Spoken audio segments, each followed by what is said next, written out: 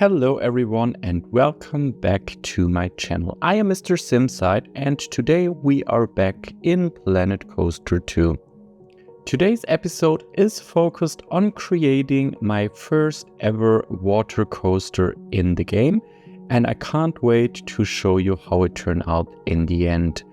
I've got some really nice plans for this build because I was working on the concept for this for over 2.5 weeks now, and we will begin with the overall coaster layout and continue creating the first dark ride section, because after you leave the station you will dive into a nice looking dark ride part before going into a very dark section at the ride where there is only one big gate visible and lots of fog effects.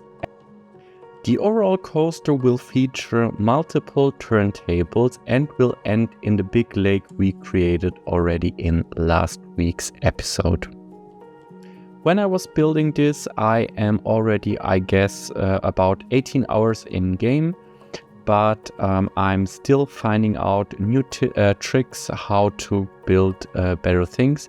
You will see me in a few minutes lining up this queue line a little better to make it look even nicer. But overall, I'm really happy with the pathing tool, because it is so easy to lay down paths in the game.